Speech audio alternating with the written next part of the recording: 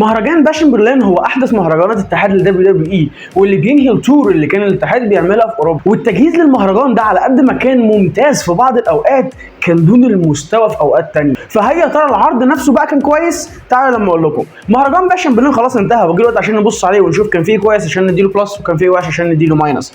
اهلا بيكم، معكم محمود اسامه من قناه ايجيبشن نيرد، ودي مراجعه مهرجان دبليو دبليو اي باش ان برلين.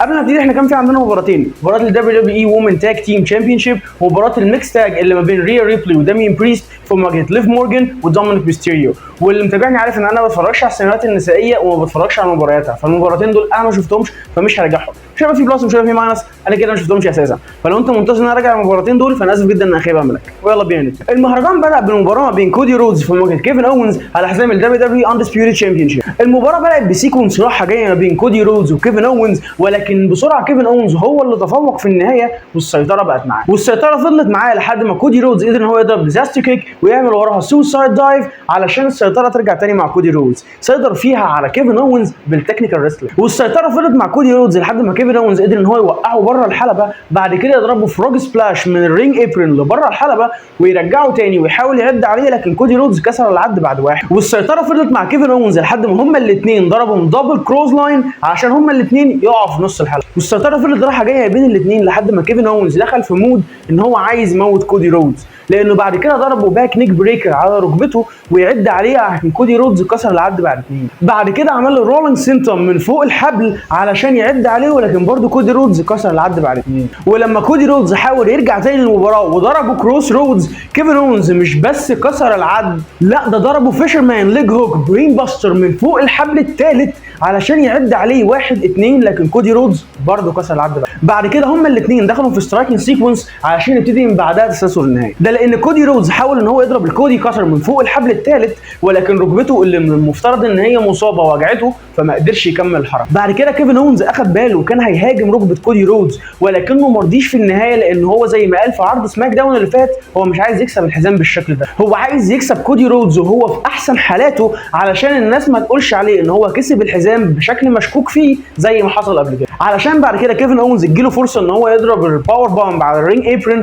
الحركه اللي كان هينهي بيها كارير سامي زين قبل كده، ولكنه برضه تردد وما رضيش ان هو يضرب عشان يطلعوا بعد كده فوق الحلبه وكودي رودز يضرب كيفن اونز 2 كروس رودز، لكن كيفن اونز يقدر ان هو يضرب الستانر ويعد على كودي رودز، لكن كودي رودز برضه كسر العد علشان بعد كده كيفن اونز يطلع فوق الحبل الثالث ويحاول يضرب السوان تام بام، ولكن كودي رودز رفع ركبته علشان يضربه الكروس رودز الثالثه ويعد عليه 1 2 3 وتنتهي المباراه. زي ما قلت في البدايه التجهيز للمباراه دي كان دون المستوى فعليا، لان السيت اب للمواجهه ما بين الاثنين دول في البدايه كان سيء جدا، الى جانب ان الايموشنال لاين اللي المفترض ان المباراه دي هتمشي عليه اتقدم متاخر جدا. ده لان قبل عرض سماك داون اللي فات محدش جاب سيره ان كودي رودز ركبته مصابه باي شكل من الاشكال او انها مأثره عليه حاجه، لكن ايا كان المجهود اللي الاثنين دول عملوه في المباراه كان فعلا رائع، والمباراه كانت فعلا قويه. مشكلتي الوحيده فيها هي ان كودي رودز ما باعش في اول مباراه نهائي ان ركبته مصابه لحد ما ابتدى تسلسل النهائي، والبوكينج الخاص بكودي رودز لحد دلوقتي من ساعه ما كسب حزام الاتحاد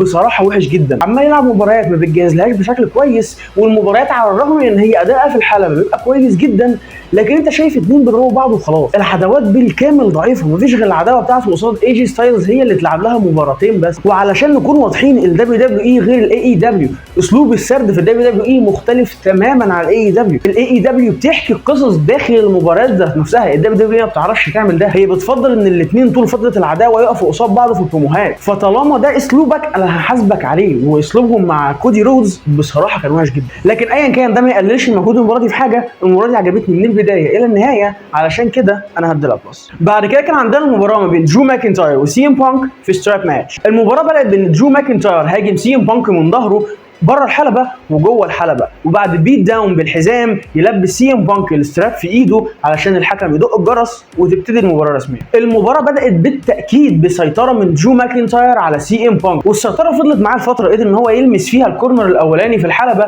ولكنه على ما رجع تاني لسي ام بانك لقى نفسه واخد جي تي اس والسيطره مع سي ام بانك. السيطره فضلت مع سي ام بانك الفتره، قعد يضرب فيها درو ماكنتاير فوق الحلبه، ولكن لما هما الاثنين طلعوا بره الحلبه الضربات بقت رايحه جايه بين، ولكنها انتهت بتفوق درو ماكنتاير على سي ام بانك عشان يطلعوا فوق الحلبه ويضربوا باور سلام على كرسي كان موجود فوق الحلبه. بعد كده سي ام بانك قدر ان هو يرجع للمباراه تاني ويفرد ترابيزه بره الحلبه، ولكنه على ما رجع تاني لدرو ماكنتاير لقى نفسه واخد كليمور والسيطره ترجع تاني معاه. وهنا درو قدر ان هو يلمس 3 من كورنر الحلبه، ولكن قبل ما يلبس الرابع سي ام بانك طلع بره الحلبه وسحب الستراب عشان درو ماكنتاير يخش فيرست في كرسي كان محطوط في كورنر الحلبه. وهنا سي ام بانك قدر هو كمان ان هو يلمس 3 من كورنر الحلبه، ولكن قبل ما يلمس الكورنر الرابع درو ماكنتاير قدر ان هو يشيله ويحدفه باك دروب على الترابيزه اللي كانت بره الحلبه. بعد كده كان في سبوت ان هما الاثنين لمسوا 3 من كورنر الحلبه، واول واحد هيلمس الكورنر الرابع هو اللي هيكسب المباراه. علشان نشوف السبوت ما بينهم هما الاثنين بيحاولوا يلمسوا الكورنر الرابع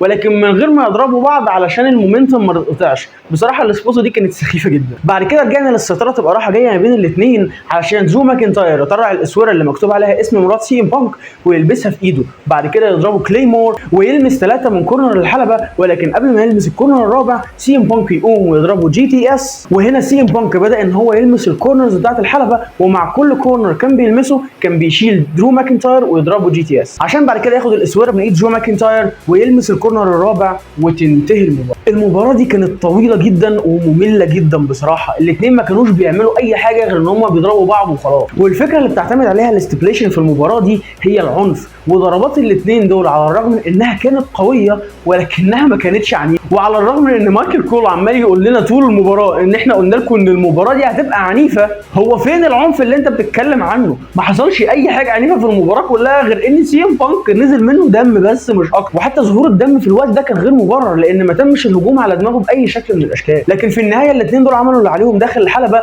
المشكله هي في قواعد الدبليو دبليو اي مش في الاثنين دول. فعلشان كده المباراه دي بالكامل انا هديلها بلس، ولكن لانها كانت طويله وممله فعلا انا لازم اندلع. بعد كده كان عندنا المين ايفنت بتاعنا جونتر في مواجهه راندي اورتن على حزام الدبليو دبليو اي وورلد هيفي ويت تشامبيونشيب. المباراه بدات بسيكونس راحه جايه بين الاثنين من باور كونتست وتكنيكال وكمان سترايكنج لحد ما جونتر قدر في النهايه ان هو يتفوق على راندي اورتن والسيطره طبعا. والسيطره فضلت معاه لحد ما هما الاثنين طلعوا بره الحلبه عشان راندي اورتن يخبط جونتر في السلالم، وهنا السيطره بقت مع راندي اورتن. والسيطره فضلت مع راندي اورتن قعد يخبط فيها كتف جونتر في السلالم لفتره طويله ويعمل له الباك دروب على طاوله التعليق اللي هو بدا يستخدمها مؤخرا علشان يرجعوا هما الاثنين فوق الحلبه وراندي اورتن يفضل مكمل في الهجوم على دراع جونتر. والسيطره فضلت مع راندي اورتن، ولما جونتر حاول ان هو يرجع للمباراه بضربات قويه لقى نفسه واخد كروز لاين من راندي اورتن وراها هاف تو هاف سوبلكس والسيطره ترجع تاني مع راندي. والسيطره فضلت معاه لحد ما جونتر قدر ان هو يضرب الجيرمان سوبلكس وراها سبلاش من فوق الحبل الثالث ويعد على راندي اورتن 1-2 لكن اورتن كسر العد بعد. السيطره بعدها فضلت مكمله مع جونتر عشان يضرب باور بومب على راندي اورتن ويحاول يعد عليه لكن برضه اورتن كسر العد. ولما جونتر حاول ان هو يضرب الباور بومب دي لمره ثانيه لقى نفسه واخد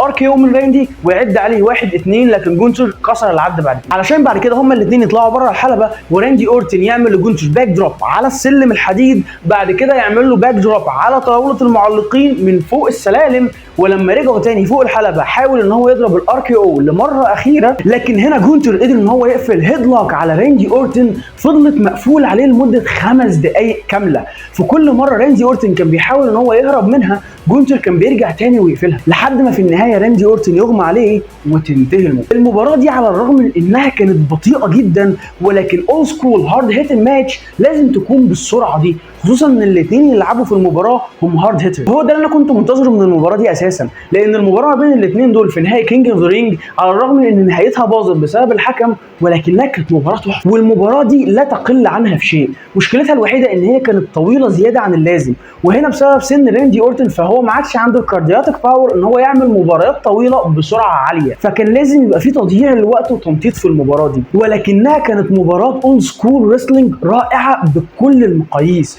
ورفعت من مستوى جونتر في نظري كبطل للاتحاد. والمباراه دي كانت بمثابه الباسنج تورش من الجيل القديم اللي هو راندي اورتن للجيل الجديد المتمثل في جونتر. فعلشان كده المباراه دي بالكامل انا هديلها بلس، ولكن بسبب طول المباراه اللي خلاها ممله فعلا لدرجه ان انا كنت هنام في بعض الاوقات انا لازم هديلها مارك. وهو ده مهرجان باشن برلين. مهرجان باشن برلين ما كانش فيه مباريات كتير جذابه انا عايز اعرف نهايتها ايه، ما عدا طبعا مباراه المين ايفنت لان المباراه دي انا كنت عايز اشوفها عشان اعرف هيعملوا ايه جوه الحلبه. الى جانب ان المهرجان كان طويل جدا والوقت الطويل للمباريات ما كانش في صالح مباراتين في المهرجان ده لان الاولانيه ما كانش فيها حاجات كتير ممكن تتعمل في المباراه بسبب قوانين الاتحاد، والثانيه ما كانش ينفع تبقى بسرعه عاليه بسبب سن راندي اورتن. والاتحاد كان ممكن يتلاشى المشكله دي بان هو يحط مباراه كمان داخل المهرجان، بل ان نظام ال5 مباريات مباريات في المهرجان اللي الاتحاد ده ماشي عليه من ساعه ما تريبل اتش مسك الاتحاد بصراحه مش نافع في معظم الاوقات. المهم مهرجان باشا برلانو وده تقييمي ليه. ما تنسوش تقييمكم تحت في الكومنتات، ما تنسوش تعملوا لايك للفيديو لو عجبكم وعايزين تشوفوا فيديو زيه، في منه كتير قوي على القناه وفي فيديوهات ثانيه من حاجات ثانيه عايزين تشوفوها برده. ما تنسوش تعملوا شير وسبسكرايب.